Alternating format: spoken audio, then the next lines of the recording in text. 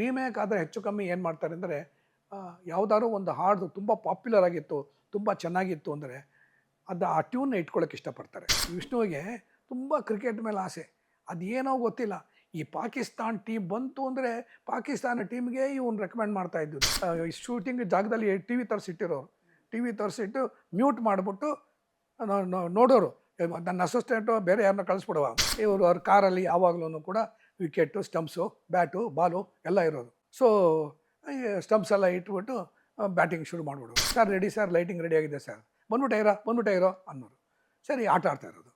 ಹೀಗೆ ಒಂದು 10 ನಿಮಿಷ 15 ನಿಮಿಷ ಆಗೋಯ್ತು. ನಾನು ನೋಡಿದ್ದೇನೆ, ವಿಷ್ಣು ರೆಡಿ ಬಾಮ ಅಂದೆ. ಇರೋ ಬಂದ್ಬಿಟ್ಟೆ ಈ ಓವರ್ ಆಡ್ಬಿಟ್ಟು ಅಂತ. ಇಲ್ಲ ಬಾರಲ್ಲ, ಹೊತ್ತಾಯ್ತು. ಸೊ ಅವತ್ತೊಂದು ದಿವಸನೇ ಅವ್ರಿಗೆ ಎಷ್ಟು ಜ್ಞಾನ ಇತ್ತು ಸಂಭಾಷಣೆ ಬಗ್ಗೆ ಅನ್ನೋದಕ್ಕೆ. ಅದಕ್ಕೇ ನಾವು ನಮ್ಮ ಹಲವಾರು ಚಿತ್ರಗಳಲ್ಲಿ ನೀವು ನೋಡಿರ್ಬೋದು, ಪ್ರೀತಿಯ ನನ್ನುಸಿರು ಪ್ರೀತಿಯ ನನ್ನುಸಿರು ಅಂತ ಒಂದು ಹಾಡು. ಅದು ಇನ್ನೂ ಎಲ್ಲ 6 ಹಾಡಲ್ಲಿದೆ. ಎಲ್ಲ ಹಾಡೂ ತುಂಬ ಚೆನ್ನಾಗಿದೆ. ಸೊ ಈ ಹಾಡುಗಳು ಚೆನ್ನಾಗಿತ್ತು, ಆಮೇಲೆ ಚಿತ್ರನೂ ಚೆನ್ನಾಗಿ ಬಂತು, ಒಳ್ಳೆ ಚಿತ್ರ. ಇದನ್ನು ನಾನೇ ಪ್ರೊಡ್ಯೂಸ್ ಮಾಡಬೇಕು ಅಂತ ಆಸೆ ಇತ್ತು ನನಗೆ. ಯಾಕೆಂದರೆ ಇದು ನೋಡಿದೆ ನಾನು, ಇದು ಹಿಂದಿಲಿ ಸಾಹೇಬ್ ಅಂತ ಬಂದಿತ್ತು. ಅದಕ್ಕಿಂತ ಮುಂಚೆ ಐ ಥಿಂಕ್ ಬೇರೆ ಭಾಷೆಯಲ್ಲಿ ಬಂದಿತ್ತು, ಇನ್ನೊಂದು ಭಾಷೆ, ಅಸ್ಸಾಮೀಸೋ ಯಾತ್ರಲ್ಲೋ ಏನೋ. ಇದು ಟ್ಯೂನ್ ಚೆನ್ನಾಗಿದ್ದರಿಂದ ಒಂದು ರೀಮೇಕ್ ಆದರೆ ಹೆಚ್ಚು ಕಮ್ಮಿ ಏನು ಮಾಡ್ತಾರೆ ಅಂದರೆ, ಯಾವುದಾದ್ರು ಒಂದು ಹಾಡು ತುಂಬ ಪಾಪ್ಯುಲರ್ ಆಗಿತ್ತು, ತುಂಬ ಚೆನ್ನಾಗಿತ್ತು ಅಂದರೆ ಆ ಟ್ಯೂನ್ನ ಇಟ್ಕೊಳ್ಳೋಕೆ ಇಷ್ಟಪಡ್ತಾರೆ. ಟ್ಯೂನ್ ಇಟ್ಕೊಂಡು ಸಾಹಿತ್ಯ ಬೇರೆ ಬರೀತಾರೆ. ಇಲ್ಲೂ ಅಷ್ಟೇ, ಸಾಹಿತ್ಯ ಬೇರೆ ಬರೆದಿರೋದು, ಟ್ಯೂನ್ ಅದೇನೆ. ಈ ಥರ ಹಲವಾರು ಚಿತ್ರಗಳಲ್ಲಿ ನೀವು ನೋಡಿರ್ಬೋದು. ಒರಿಜಿನಲ್ ಟ್ಯೂನ್ಗಳಿರುತ್ತೆ, ಒರಿಜಿನಲ್ ಟ್ಯೂನ್ ಇರುತ್ತೆ, ಲಿರಿಕ್ಸ್ ಬೇರೆ ಇರುತ್ತೆ. ಕೋರ್ಸ್ ಕೆಲವು ಸತಿ ಬಿ ಜಿ ಎಮ್ಮು, ಮ್ಯೂಸಿಕ್ಕು ಅದನ್ನೇ ಯೂಸ್ ಮಾಡ್ತಾರೆ. ಸೊ ಆ ಥರ ಇರುತ್ತೆ. ಬಟ್ ನಮಗೇನೋ ಇದು ತುಂಬ ಚೆನ್ನಾಗಿದ್ದಾಗಿತ್ತು. ಬಿಕಾಸ್ ಏನಂದರೆ ಬೇಕಾಗಿದ್ದು ಡ್ಯಾನ್ಸಿಗೆ ಬೇಕಾಗಿದ್ದೆಲ್ಲ ಇತ್ತು. ಚಿನ್ನಿ ಪ್ರಕಾಶ್ ಮಾಡಿರೋದು ಆ ಡ್ಯಾನ್ಸೂ ತುಂಬ ಚೆನ್ನಾಗಿದೆ. ಅದರಲ್ಲಿ ವಿಷ್ಣು ಅವರು, ನೀವು ವಿಷ್ಣುನ ಎಲ್ಲದಕ್ಕೂ ನೋಡ್ಬೋದು, ಆ್ಯಕ್ಷನ್ಗೂ ನೋಡ್ಬೋದು, ಭಾವಾತ್ಮಕವಾಗಿ ಪಾರ್ಟ್ ಮಾಡೋಕ್ಕೂ ನೋಡ್ಬೋದು. ಆಮೇಲೆ ಹಾಡುಗಳಿಗೆ ಅಭಿನಯಿಸೋದು ಕೂಡ ಅಚ್ಚುಕಟ್ಟಾಗಿ ಅಭಿನಯಿಸ್ತಾರೆ. ಆಮೇಲೆ ಹಾಡಿಗೆ ತಕ್ಕಾಗಿ ಏನಾದ್ರು ಡ್ಯಾನ್ಸ್ಗಳಿತ್ತು, ನೃತ್ಯ ಇತ್ತು ಅಂದರೆ ಅದನ್ನು ಕೂಡ ತುಂಬ ಚೆನ್ನಾಗಿ ಮಾಡ್ತಾರೆ. ಇದರಲ್ಲಿ ತುಂಬ ಚೆನ್ನಾಗಿ ಮಾಡಿದ್ದಾರೆ ಇದರಲ್ಲಿ. ಸೊ ಈ ಥರ ಎಲ್ಲ ಥರದ್ದಕ್ಕೂ ಅವನು ಒಳ್ಳೆ ಕಲಾವಿದಾನೆ. ಡ್ಯಾನ್ಸು, ಡೈಲಾಗ್ಸು ಅಷ್ಟೇ ಸಖತ್ ಡೈಲಾಗ್ಸ್ಗಳು. ಹಾಗೆ ಒಂದು ಸದ್ಯ ಅವನು ಓದ್ಕೊಂಡ ಅಂತ ಹೇಳಿದ್ರೆ, ಸಾರಿ ನಾವು ಏಕವಚನದಲ್ಲಿ ಹೇಳೋದು, ಒಂದು ಸದ್ಯ ಸಂಭಾಷಣೆ ಓದ್ಕೋತಾನೆ ಅಂದ್ಕೊಳ್ಳಿ. ಸಂಭಾಷಣೆ ಓದ್ಕೊಂಡ್ರೆ ಆಗೋಯ್ತು. ಸ್ವಲ್ಪ ಹೊತ್ತು ಅದು ಇದೆಲ್ಲ ಮಾತಾಡ್ತಾ ಬಿದ್ದುಬಿಡ್ತಾರೆ. ಈ ಮಧ್ಯೆ ಇನ್ನೊಂದು ಏನಂದರೆ, ಒಂದು ಮಧ್ಯೆ ಅವನಿಗೆ ಕ್ರಿಕೆಟ್ ಬೇರೆ ಹುಚ್ಚು. ವಿಷ್ಣುವಿಗೆ ತುಂಬ ಕ್ರಿಕೆಟ್ ಮೇಲೆ ಆಸೆ. ಅದೇನೋ ಗೊತ್ತಿಲ್ಲ, ಈ ಪಾಕಿಸ್ತಾನ್ ಟೀಮ್ ಬಂತು ಅಂದರೆ ಪಾಕಿಸ್ತಾನ ಟೀಮ್ಗೆ ಇವನು ರೆಕಮೆಂಡ್ ಮಾಡ್ತಾ ಇದ್ದಿದ್ದು. ಹೊಗಳ್ತಾ ಇದ್ದಿದ್ದೆ, ಪಾಕಿಸ್ತಾನ ನೋಡಿ ಹೆಂಗೆ ಆಡ್ತಾ ಇದ್ದಾರೆ ಅಂತ. ನಾವುಗಳೆಲ್ಲನೂ ಜಗಳ ಅವನಿಗೆ. ಆ ಟೀಮ್ಗೂ ನಮ್ಮ ಟೀಮ್ಗೂ ಜಗಳ. ಎಲ್ಲಿವರೆಗೂ ಅಂದರೆ ಅವನು ಟಿ ವಿನ ತರಿಸಿ, ಶೂಟಿಂಗ್ ಜಾಗದಲ್ಲಿ ಟಿ ವಿ ತರಿಸಿಟ್ಟಿರೋರು, ಟಿ ವಿ ತರಿಸಿಟ್ಟು ಮ್ಯೂಟ್ ಮಾಡಿಬಿಟ್ಟು ನೋಡೋರು. ನನ್ನ ಅಸಿಸ್ಟೆಂಟು ಬೇರೆ ಯಾರನ್ನ ಕಳಿಸ್ಬಿಡುವ, ಅಲ್ಲಿ ಹೋಗಿ ಸ್ಕೋರ್ ಎಲ್ಲ ನೋಡ್ಕೊಂಬನ್ನಿ ಅಂತ ಕಳ್ಸವ. ಇಲ್ಲಿ ಪಾರ್ಟ್ ಮಾಡ್ತಾ ಇರೋದು, ಅಲ್ಲಿ ತಿಳ್ಕೊಳ್ಳೋದು. ಸೊ ಈ ಥರದ್ದೆಲ್ಲ ಇರೋದು. ಒಂದು ಸತಿ ಏನಿಲ್ಲ, ಅವ್ರಿಗೆ ಆಸೆ ಏನಾಗೋಯ್ತು ಅಂದ್ರೆ, ಅವ್ರಿಗೆ ಶೂಟಿಂಗಲ್ಲಿ ಟೈಮಲ್ಲಿ ಗ್ಯಾಪ್ ಇರುತ್ತೆ. ಲೈಟಿಂಗ್ಗೆ ಅದಕ್ಕೆ ಗ್ಯಾಪ್ ಇದ್ದಾಗ 10 ನಿಮಿಷ 15 ನಿಮಿಷ 20 ನಿಮಿಷ ಟೈಮ್ ಇರುತ್ತೆ. ಆ ಟೈಮ್ ಇದ್ದಾಗ ಏನು ಮಾಡೋದು, ಸ್ಟುಡಿಯೋಲ್ಲಿ ಹೊರಗಡೆ ಹೋಗಿದ್ದಾನೆ, ಫ್ಲೋರ್ ಆಚೆಗೆ ಹೋಗ್ಬಿಟ್ಟಿದ್ದಾನೆ. ಇವರು ಅವ್ರ ಕಾರಲ್ಲಿ ಯಾವಾಗಲೂ ಕೂಡ ವಿಕೆಟು, ಸ್ಟಂಪ್ಸು, ಬ್ಯಾಟು, ಬಾಲು ಎಲ್ಲ ಇರೋದು. ಸೊ ಸ್ಟಂಪ್ಸ್ ಎಲ್ಲ ಇಟ್ಬಿಟ್ಟು ಬ್ಯಾಟಿಂಗ್ ಶುರು ಮಾಡಿಬಿಡೋರು. ಇಲ್ಲಿ ನಾವು ಶೂಟಿಂಗ್ ಕಾಯ್ತಾ ಇರ್ತೀವಿ, ಎಲ್ಲ ಲೈಟಿಂಗ್ ಎಲ್ಲ ಮಾಡ್ಕೊಂಡು ಕಾಯ್ತಾ ಇದ್ದರೆ, ಎಲ್ಲಿ ವಿಷ್ಣು ಅಂತ ಹೇಳಿದ್ರೆ, ವಿಷ್ಣು ಜೊತೆ ಒಂದಿಷ್ಟು ಬಾಲಗಳು ಕೂಡ ಎಲ್ಲ ಅಲ್ಲಿ ಹೊರಗಡೆ ಹೊರಟೋಗಿರ್ತಾರೆ. ಎಲ್ಲ ಅಲ್ಲಿ ನೋಡಿದ್ರೆ ಎಲ್ಲನೂ ಅವರು ಕ್ರಿಕೆಟ್ ಆಡ್ತಾ ಇರ್ತಾರೆ, ಎಲ್ಲ ನೋಡ್ತಾ ಇರ್ತಾರೆ. ನಾನು ಕಾಯ್ತಾ ಇದ್ದೇನೆ ಇಲ್ಲಿ ವಿಷ್ಣುಗೋಸ್ಕರ. ನಮ್ಮ ಅಸಿಸ್ಟೆಂಟ್ ಕಳಿಸ್ದೆ, ಕರ್ಕೊಂಬಂದ್ಬಿಡಿ ವಿಷ್ಣುನ, ಲೈಟಿಂಗ್ ರೆಡಿ ಇದೆ ಅಂತ. ಅವ್ರು ಹೋದರು. ಅವರು ಅದಕ್ಕೆ ಏನು ಮಾಡ್ತಾರೆ, sir ready sir, lighting ready ಆಗಿದೆ ಸರ್, ಬಂದ್ಬಿಟ್ಟೆ ಇರೋ ಅನ್ನೋರು. ಸರಿ, ಆಟ ಆಡ್ತಾ ಇರೋದು. ಹೀಗೆ ಒಂದು 10 ನಿಮಿಷ 15 ನಿಮಿಷ ಆಗೋಯ್ತು.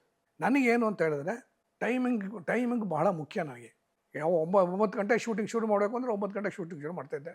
ವಿಷ್ಣುವರ್ಧನ್ 6 ಗಂಟೆಗೆ ಕಳಿಸ್ಬೇಕು ಅಂತಿದ್ರೆ 6 ಗಂಟೆಗೆ ಕಳಿಸ್ಬಿಡ್ತಿದ್ದೆ. ಏನಾರು ಹಾಕ್ಕೊಳ್ಳಿ, ಏನು ಬ್ಯಾಲೆನ್ಸ್ ಇರಲಿ ಏನಿರಲಿ ಅದನ್ನು ನಾಳೆ ನೋಡ್ಕೊಳ್ಳೋದು, ಮುಂದೆ ನೋಡ್ಕೊಳ್ಳೋದು, ಕಳಿಸ್ಬಿಡ್ತಿದ್ದೆ. ಸೊ ಅದರಿಂದ ಟೈಮಿಂಗ್ ಪರ್ಫೆಕ್ಟ್. ನಾನು ಆ ಥರದಲ್ಲಿ ಇವ್ರ ಟೈಮ್ಗಳೆಲ್ಲ ಇಲ್ಲಿ ವೇಸ್ಟ್ ಮಾಡ್ತು ಕೂತಿದ್ರೆ ನನಗೆ ಶೂಟಿಂಗ್ ಟೈಮಲ್ಲಿರುತ್ತೆ, ನನಗೆ ಕಳ್ಕೊತಾ ಇರ್ತೀನಿ ನಾನು. ಸರಿ, ನಾನು ನೋಡಿದೆ 2 ಸತಿ 3 ಸತಿ ಆಯಿತು. ಇರೋ ಅಸ್ಟೆಂಟ್ಗಳನ್ನೆಲ್ಲ ಕಳಿಸಿದ್ದಾಯಿತು. ಆಮೇಲೆ ಕೊನೆಗೆ ಬರಲೇ ಇಲ್ಲ. ಕೊನೆಗೆ ನಾನೇ ಹೋಗಿ ನೋಡಿದ್ರೆ ಇವರು ಅಣ್ಣ ಅವರು ಬ್ಯಾಟಿಂಗ್ ಮಾಡ್ತಾಯಿದ್ದಾರೆ, ಮಿಗ್ದವರೆಲ್ಲ ಬೌಲಿಂಗ್ ಮಾಡ್ತಾಯಿದ್ದಾರೆ, ಏನೆಲ್ಲ ಖುಷಿಯಾಗಿದೆ, ಚಪ್ಪಾಳೆ ಹೊಡ್ಕೊಂಡು ಆಟ ಆಡ್ತಾಯಿದ್ದಾರೆ. ನಾನು ನೋಡಿದ್ದೇನೆ. ವಿಷ್ಣು ರೆಡಿ ಬಾಮ ಅಂದೆ.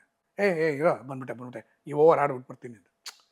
ಇಲ್ಲ ಬಾರಲ್ಲ, ಹೊತ್ತಾಯ್ತು, ಲೈಟಿಂಗ್ ಎಲ್ಲ ಆಗಿದೆ, ವೇಸ್ಟ್ ಮಾಡೋದು ಬೇಡ.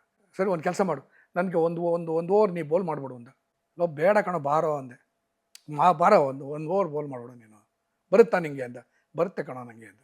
ಸರಿ ನಿಂತ್ಕೊಂಡ, ಬಾಲ್ ಕೊಟ್ಟರು ನನಗೆ. ಬಾಲ್ ತೊಗೊಂಡ್ರೆ ಸರಿ ಮಾಡ್ತೀನಿ ರೆಡಿಯಪ್ಪ ಅಂದೆ. ಸರಿ ಬೋಲ್ ಮಾಡಿದ್ರೆ ನಂಬಿ ಬಿಟ್ಟರೆ ಬಿಡಿ, ಮೊದಲನೇ ಬಾಲ್ಗೆ ಅವ್ನು ಕ್ಲೀನ್ ಬೋಲ್ಡ್. ಅವನು ಹೇಳ್ದ, ಯಾವಾಗಲೋ ನಾನು ಬೋಲ್ಡ್ ಆಗ್ಬಿಟ್ಟಿದ್ದೀನಿ ಕಣೋ, ಈ ಮೊದಲನೇ ಬಾಲ್ಗೆ ಅಂತ ನಡಿ ಅಂತ ಅಂದ. ನಾನು ಹೇಳಿದೆ ಅವನಿಗೆ ಯಾತಕ್ಕೋಸ್ಕರ ಅಂತ ಹೇಳಿದ್ರೆ, ನಾವೆಲ್ಲ ಲೈಟಿಂಗ್ ಎಲ್ಲ ರೆಡಿ ಮಾಡ್ಕೊಂಡಿರ್ತೀವಿ, ಆಮೇಲೆ ನೀವುಗಳೆಲ್ಲ ಸಂಭಾಷಣೆ ಕಲ್ತ್ಕೊಂಡಿದ್ದೇನೆ, ಈ ಪರ್ಟಿಕ್ಯುಲರ್ ಶಾರ್ಟಿಗೆ ರೆಡಿಯಾಗಿರ್ತೀರ. ನೀವು ಏನು ಮಾಡ್ತಾರೆ, ಇಲ್ಲಿ ಹೋಗಿ ಬಂದ ಮೇಲೆ ಏನಾಗುತ್ತೆ ಅಂದರೆ, ಇಲ್ಲಿ ಈ ಆಟದ ವಾತಾವರಣದಲ್ಲಿ ನಿಮ್ಮನ್ನು ನೀವು ತೊಡಸ್ಕೊಂಡ್ಬಿಟ್ಟು ನಾವು ಇಲ್ಲಿ ಮಾಡಬೇಕಾಗಿದ್ದ ಬಗ್ಗೆ ಆಸಕ್ತಿ ಇರುತ್ತಲ್ಲ, ಅದು ಸ್ವಲ್ಪ ಕಮ್ಮಿ ಆಗಿಬಿಡುತ್ತೆ. ಅದಕ್ಕೋಸ್ಕರ ನೀವು ಮೇಕಪ್ ಮಾಡ್ಕೊಂಡಿರ್ತೀರ, ಮೇಕಪ್ ಮಾಡ್ಕೊಂಡು ಆಟ ಆಡಿದ ತಕ್ಷಣ ಮೇಕಪ್ ಎಲ್ಲ ಹೆಚ್ಚು ಕಮ್ಮಿ ಹೊಟ್ಟೋಗ್ತಾ ಇರುತ್ತೆ. ಪುನಃ ಎಲ್ಲ ಟಚಪ್ ಮಾಡ್ಕೋಬೇಕು, ಪುನಃ ಅದಕ್ಕೆ ನಾವು ಟೈಮ್ ವೇಸ್ಟ್ ಮಾಡಬೇಕು. ಇದಕ್ಕೋಸ್ಕರ ನಾನು ಬೇಡ ಅಂತ ಹೇಳ್ತಾ ಇದ್ದೆ. ಸರಿಯಪ್ಪ, ನಿಂದು ಏನಪ್ಪ ಡೈಲಾಗು ಮುಂಚೆನೇ ನೋಡ್ಕೊಂಡಿದ್ದ ಅವನು. ಆ ಡೈಲಾಗ್ ತಾನಪ್ಪ ಅದು ಹೇಳ್ತೀನಿ ನೋಡು ಅಂತ ಹೇಳ. ಆ ಡೈಲಾಗ್ ಯಾವಾಗ ಆಟ ಆಡೋಕ್ಕಿಂತ ಮುಂಚೆ ನಾವು ಡೈಲಾಗ್ ಎಲ್ಲ ಹೇಳಿದ್ವಲ್ಲ, ಅದನ್ನೆಲ್ಲನೂ ಕರೆಕ್ಟಾಗಿ ಕ್ಲೀನಾಗಿ ಹೇಳ್ದ.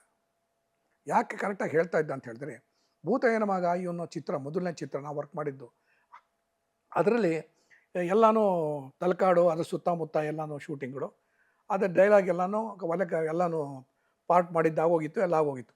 ಅದು ಡಬ್ಬಿಂಗ್ ಮಾಡೋ ಹೊತ್ತಿಗೆ 1 ತಿಂಗಳು 2 ತಿಂಗಳು ಎಲ್ಲ ಎಡಿಟಿಂಗ್ ಮಾಡಬೇಕಲ್ಲ, ತುಂಬ ದೊಡ್ಡ ಪಿಕ್ಚರ್ ಅದು. ಎಡಿಟಿಂಗ್ ಎಲ್ಲ ಮಾಡಿದ್ಮೇಲೆ ಡಬ್ಬಿಂಗ್ ಮಾಡಬೇಕು. ಡಬ್ಬಿಂಗ್ ಮಾಡಬೇಕಾದಾಗ ನಾನು ಹೇಳಿದೆ ಅವ್ರಿಗೆ, ಇದಕ್ಕೂ ಡೈಲಾಗ್ ಕಣೋ ಇದು ಅಂತ. ನೀ ಏನು ಡೈಲಾಗ್ ಏನು ಹೇಳ್ಬೇಡ, ನಾನೇ ಹೇಳ್ತೀನಿ ಅಂತ. ಅವತ್ತಿನ ಸಹ ಡೈಲಾಗ್ ಕಲ್ತ್ಕೊಂಡಿದ್ನಲ್ಲ, ಆ ಡೈಲಾಗ್ ಪೂರ್ತಿ ಚಾಚು ತಪ್ಪದೆ ಬೈ ಹಾರ್ಟ್ ಮಾಡ್ದಂಗೆ ಹೇಳ್ದ ಅವನು.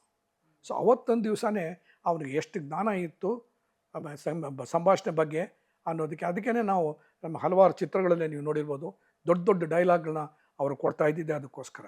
ಯಾಕೆಂದರೆ ಅವರು ನಟನೆ ಮಾಡ್ತಾರೆ, ಅವ್ರ ನಟನ ಕೌಶಲ್ಯಕ್ಕೆ ಅವೆಲ್ಲ ಆಸ್ಪದವಾಗಿರುತ್ತೆ. ಇವತ್ತು ನೋಡ್ಬೋದು, ವಿಷ್ಣುವರ್ಧನ್ ಮಾನವ ಆ್ಯಕ್ಟಿಂಗ್ಗಳ ಭಾಳ ಜನ ಅವನ್ನ ಇದು ಮಾಡ್ತಾ ಇರ್ತಾರೆ, ಅಣಕು ಮಾಡ್ತಾ ಇರ್ತಾರೆ.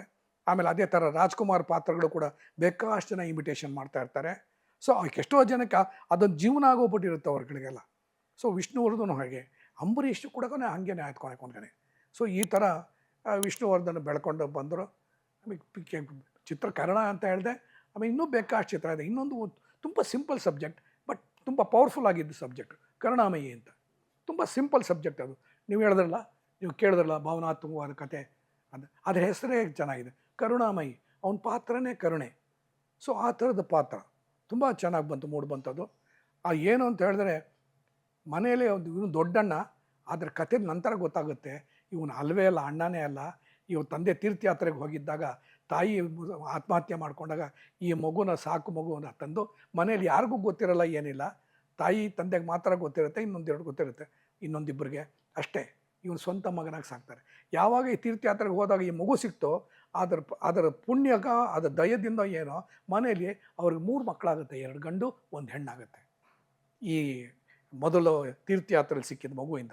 ಆಮೇಲೆ ಗೊತ್ತಾಗುತ್ತೆ ಇದು ಅಲ್ಲ, ಇವನು ಅಣ್ಣ ಅಲ್ಲ, ಇವನು ಯಾವುದೋ ಜೊತೆಗೆ ಬಂದವನು ಇವನು ಅಂದ್ಬಿಟ್ಟು ಅವನ ಮೇಲೆ ಆವತ್ತಿನ ದಿವಸದವರೆಗೂ ಪ್ರೀತಿ ಹೊಟ್ಟೋಗುತ್ತೆ. ಅದು ಬಹಳ ಚೆನ್ನಾಗಿದೆ ಟರ್ನ್ ಪಾಯಿಂಟ್ಸ್ಗಳೆಲ್ಲ. ಒಂದು ದೃಶ್ಯದಲ್ಲಿ ಎಲ್ಲರೂ ಚಾರ್ಜ್ ಮಾಡ್ತಾರೆ ವಿಷ್ಣುವಿನ ಮೇಲ್ಗಡೆ ಅವನು ತಪ್ಪು ಮಾಡಿದ್ದಕ್ಕೆ. ಆದರೆ ಇವನು ವಿಷ್ಣು ಒಂದೂ ಮಾತಾಡೋದಿಲ್ಲ. ತಂದೆ ಹೇಳಿದ್ದು, ತಾಯಿ ಹೇಳಿದ್ದು, ಇವ್ರು ಹೇಳಿದ್ದು ಎಲ್ಲನೂ ಕೇಳ್ಕೊತಾನೆ ಹೊರತು ಒಂದು ಮಾತಾಡೋದಿಲ್ಲ. ಬರೀ ಭಾವನೆಗಳಲ್ಲೇ ಇದ್ದುಕೊಂಡು ಭಾವನಾತ್ಮಕವಾಗಿ ಮಾತು ಇಲ್ಲದೇ ಭಾವನೆಯಲ್ಲೇ ಆ ಸೀನ್ ಮಾಡಿದ್ದಾನೆ ವಿಷ್ಣು. ತುಂಬ ಚೆನ್ನಾಗಿ ಮಾಡಿದ್ದಾನೆ. ಇದನ್ನು ನಮ್ಮ KS ಅಶ್ವಥ್ ಅವರು, ವಿಷ್ಣು ಅವರು ಭಾವನಾತ್ಮಕವಾಗಿ ಏನು ಪಾಠ ಮಾಡಿಬಿಡ್ತಾರೋ ನಮಗೆ ಕಷ್ಟ ಆಗುತ್ತಪ್ಪ, ನಾನು ಅದೇ ಥರ ಕೌಂಟ್ರ್ ಕೊಡಬೇಕು ಅಂದ್ಬಿಟ್ಟು ಅವರು ಕೂಡ ಕಂಬದ ಹಿಂದ್ಗಡೆ ನಿಂತ್ಕೊಂಡು ಅವರು ಕೂಡ ನೋಡ್ತಾಯಿದ್ರು. ಈ ಕಡೆ ಅಶ್ವಥ್ ಅವರು ಚೆನ್ನಾಗಿ ಪಾಠ ಮಾಡಿಬಿಡ್ತಾರೆ, ಅವ್ರು ಏನೇನೋ ಮಾಡಿಬಿಡ್ತಾರಪ್ಪ, ನಾನು ನೋಡ್ಕೋಬೇಕು ಸರ್ ತಡಿ ಅಂದ್ಬಿಟ್ಟು ವಿಷ್ಣುವೂ ಕೂಡ ಒಬ್ಬರೊಬ್ಬರ ಪಾತ್ರನ ನೋಡಿಕೊಂಡು ಅಭಿನಯ ಮಾಡಿದ ಚಿತ್ರ ಅದು ಕರುಣಾಮಯಿ. ತುಂಬ ಚೆನ್ನಾಗೋಯ್ತು. ಆ ಕರುಣಾಮಯಿ ಅನ್ನೋದಕ್ಕೆ ತುಂಬ ಚೆನ್ನಾಗಿದೆ. ಒಂದು ಚೇರ್ ಬಂತು ಅಂತ ಹೇಳಿದ್ರೆ, ಒಂದು ಸಿಂಹಾಸನ ಥರ, ಒಂದು ಕುರ್ಚಿ ಥರ ಬರುತ್ತೆ. ಬಂತು ಅಂತ ಹೇಳಿದ್ರೆ ಮನೆಯಲ್ಲಿ ಬಂತು ಅಂದರೆ ಏನೋ ತಪ್ಪು ನಡೆದಿದೆ, ಏನೋ ಒಂದು ನ್ಯಾಯ, ಈ ನೀತಿ ನಿರ್ಣಯ ಮಾಡೋಕ್ಕೋಸ್ಕರ ಇದು ಬರುತ್ತೆ ಅಂದ್ಬಿಟ್ಟು ಇದು ಇದು ಒಂದು ಆಬ್ಸ್ಟ್ರಾಕ್ಟ್ ಕ್ಯಾರೆಕ್ಟರ್. ಈ ಕುರ್ಚಿನೇ ಒಂದು ಪಾತ್ರಧಾರಿಯಾಗಿ ಕಾಣಿಸ್ತಾನೆ ಸಿನಿಮಾದಲ್ಲಿ. ಸೊ ಈ ಚಿತ್ರನೂ ಅಷ್ಟೇ ಭಾವನಾತ್ಮಕವಾದ ಚಿತ್ರ, ತುಂಬ ಚೆನ್ನಾಗಿತ್ತು ಇದು. ಇದ್ರಲ್ಲಿ ನೋಡಬೇಕು ಅಂದರೆ ವಿಷ್ಣುನ ನಾನು ಹೇಳ್ದಂಗೆ ಮಾಡಿದ್ರು ಅವರು.